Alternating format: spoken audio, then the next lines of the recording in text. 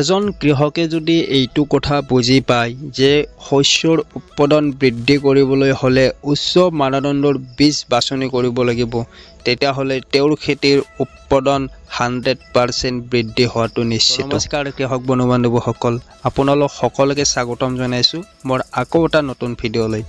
কৃষক বন্ধু-বান্ধৱীসকল, গাৰ খাম মাটিত পেলাই বহুতো কষ্ট কৰি বহুতো টকা খৰচ কৰি আমি খেতি কৰোঁ। তো কৃষক বন্ধু-বান্ধৱীসকল, খেতি কৰোঁ ঠিকেই, কিন্তু আমি কেতিয়াবা শস্যৰ পৰা উৎপাদন কমকৈ লাভ কৰোঁ। আমি বহুতো চিন্তিত হৈ পৰোঁ। মোৰ ওচৰৰ কৃষকজনে ইমান উৎপাদন খেতিৰ পৰা লাভ কৰিছে, মই কিয় কমকৈ লাভ কৰিলোঁ? যিজন খেতিয়কে বেছিকৈ উৎপাদন খেতিৰ পৰা লাভ কৰিছে তেওঁহে আচলকৈ খেতিৰ ৰহস্যটো বুজি পায়। তো কৃষক বন্ধু-বান্ধৱীসকল, আজি এটা টপিক মই আপোনালোকৰ মাজলৈ লৈ আহিছোঁ। যিটো টপিক হৈছে শস্যৰ উৎপাদন কেনেদৰে বৃদ্ধি কৰিব পাৰিব আপোনালোকে। খেতিত উৎপাদন বৃদ্ধিৰ কিছুমান পৰামৰ্শ এই ভিডিঅ'টোৰ মাধ্যমেৰে মই আপোনালোকৰ সৈতে শ্বেয়াৰ কৰিব বিচাৰোঁ। তো আপোনালোকে ভিডিঅ'টো অলপ সময় দি কিনে প্ৰথমৰ পৰা শেষলৈকে চালে আপোনালোকে সকলোখিনি জানিব পাৰিব।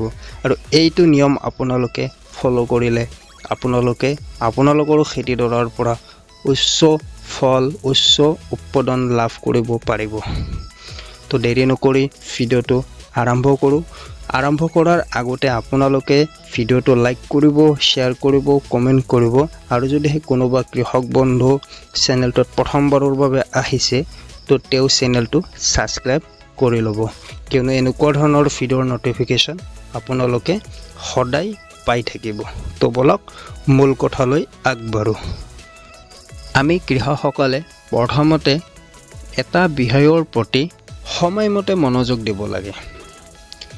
তেওঁলোকে খেতিৰ উৎপাদন বৃদ্ধি কৰাৰ বাবে তেওঁলোকৰ ফাৰ্ষ্ট কাম হৈছে উচ্চ মানদণ্ডৰ বীজ বাছনি কৰিব লাগিব। কাৰণ বীজে এক গুৰুত্বপূৰ্ণ ভূমিকা পালন কৰে খেতিৰ উৎপাদন বঢ়োৱাত। কৃষক বন্ধু-বান্ধৱীসকল, বীজখিনি ভাল হ'লেহে আমি খেতিডৰাৰ পৰা ভালকৈ ফল লাভ কৰিব পাৰিম, ভবাৰ দৰে ফল লাভ কৰিব পাৰিম। মই আপোনালোকক উদাহৰণস্বৰূপে এটা কথাত বুজাই দিব। ভিডিঅ'টো অলপ দীঘল হ'ব পাৰে, আপোনালোকে ক্ষমা কৰি দিব। কৃষক বন্ধু-বান্ধৱীসকল, বীজৰ দোকানত আপোনালোকে যেতিয়া বীজ ক্ৰয় কৰিবলৈ যাব, উদাহৰণস্বৰূপে আপোনালোকে ভেন্দিত বীজ ক্ৰয় কৰিবলৈ গ'ল। ভেন্দি আপোনালোকে 10 টকাত 50 গ্ৰাম ভেন্দিৰ চিড লাভ কৰিব, 20 টকাত 100 গ্ৰাম ভেন্দিৰ চিড লাভ কৰিব। কিন্তু আপোনালোকে যদি উচ্চ মানদণ্ডৰ ভেন্দিৰ চিড ক্ৰয় কৰিবলৈ যায় তেতিয়াহ'লে বীজৰ দোকানত 400 টকাত 50 গ্ৰাম 100 গ্ৰাম ভেন্দিৰ বীজ লাভ কৰিব।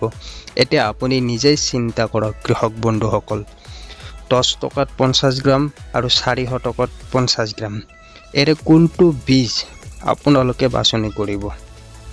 কোনটো বীজ আপোনালোকে উচ্চ মানদণ্ডৰ বীজ বুলি আপোনালোকে ভাবে? কৃষক বন্ধু-বান্ধৱীসকল, 10 টকাৰ 50 গ্ৰাম পোৱা ভেন্দিৰ চিডটো আপুনি যদি ক্ৰয় কৰি আনি খেতি কৰে ফল পাব। এনেকুৱা নহয় যে তাৰ গছৰ পৰা এটাও ফল নালাগে, ফল পোৱাটো পাব। 2-এটা ফল লগাৰ পিছত অট'মেটিক ফল লগা বন্ধ হৈ যাব। ভেন্দি গছজোপা দীঘল হ'ব, চৰা হ'ব।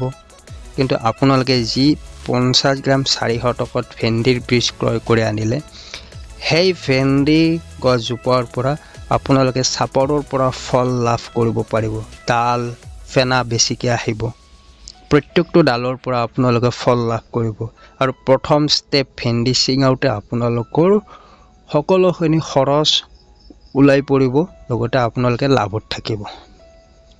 সেয়েহে আপোনালোকে বীজ সদায় নিৰ্ভৰযোগ্য প্ৰতিষ্ঠান বিশ্বাসযোগ্য প্ৰতিষ্ঠানৰ পৰা আপোনালোকে বীজ ক্ৰয় কৰিব।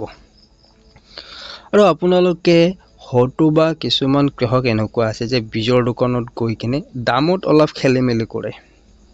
আপোনালোকে যদি যাই কিনে বোলে মোক ভাল বীজ দিয়ক, 10 টকা বেছি লওক, মই গাৰ খাম মাটিত পেলাই খেতি কৰিম, সপোন জড়িত হৈ আছে মই খেতি, যদিহে আপোনালোকে এনেকৈ ক'ব লাজ কৰে বীজৰ দোকানত, তেতিয়াহ'লে আপোনালোকৰ ওচৰত যিযোৰ খেতি কৰা খেতিয়ক আছে যিজন খেতিয়কে খেতিৰ পৰা খুবেই ভাল উৎপাদন লাভ কৰে সেই খেতিয়কজনৰ পৰামৰ্শ অনুসৰি আপোনালোকে বীজৰ দোকানত নাম সহকাৰে লৈ কিনে বীজ ক্ৰয় কৰিব পাৰিব। আৰু এজন কৃষকে যদি এই উন্নত উচ্চ মানদণ্ডৰ বীজৰ কথাটো বুজি পায় আৰু তেওঁৰ খেতিৰ পৰা 100% অধিক উৎপাদন পোৱাটো প্ৰায় নিশ্চিত কৃষক বন্ধু বান্ধৱসকল। গতিকে আপোনালোকে খেতি আৰম্ভ কৰাৰ আগতে সদায় উচ্চ মানদণ্ডৰ বীজ বাছনি কৰিব। বীজৰ লগত আপোনালোকৰ সপোনৰ লগত আপোনালোকৰ বীজখিনি জড়িত হৈ আছে। বহুতো টকা খৰচ কৰি খেতি কৰিলে কি হ'ব যদিহে আপোনালোকে একেবাৰে নিম্ন শ্ৰেণীৰ বীজ বাছনি কৰে। নিম্ন শ্ৰেণীৰ বীজ বাছনি কৰিলে সদায় নিম্ন শ্ৰেণীৰে ফল লাভ কৰিব, হাইব্ৰিডৰ ফল ক'ত লাভ কৰিব। টকা খৰচ কৰক, অলপ খৰচ কৰিলেহে আপোনালোকে উচ্চ উৎপাদনক্ষম বস্তাই ফল ছিঙিব পাৰিব, বিক্ৰী কৰিব পাৰিব, হ'লচেল দোকানত দিব পাৰিব। খেতিত প্ৰথম টকা খৰচ, তাৰপিছত টকা লোৱাৰ সময় আহি পৰিব যেতিয়া ফল লগা আৰম্ভ হ'ব, ফল ছিঙা আৰম্ভ হ'ব। নেক্সট ভিডিঅ'ত আপোনালোকৰ মাজলৈ সঠিক সময়ত বীজ সিঁচিব লাগে এই টপিকটোৰ ওপৰত, পথাৰত সঠিক সময়ত জলসিঞ্চন, পানী যোগান এই টপিকটোৰ ওপৰত, ৰাসায়নিক সাৰ পৰিমাণ তথা নিয়ম অনুসৰি কেনেকৈ ব্যৱহাৰ কৰিব লাগে এই টপিকটোৰ ওপৰত, তথা কীট পতংগ নিয়ন্ত্ৰণৰ ব্যৱস্থাৰ ওপৰত আপোনালোকৰ সৈতে কিছু পৰামৰ্শ লৈ আহিম। তো আশা কৰোঁ আপোনালোকে এই ভিডিঅ'টো চাই কিছু আপোনালোকে জানিব পাৰিলে। আৰু যদি কিবা মোক সুধিবলগীয়া থাকে তো আপোনালোকে কমেণ্টৰ মাধ্যমেৰে জনাব, আৰু যদি কিবা ভুল হৈছে তো আপোনালোকে ক্ষমা কৰি দিব।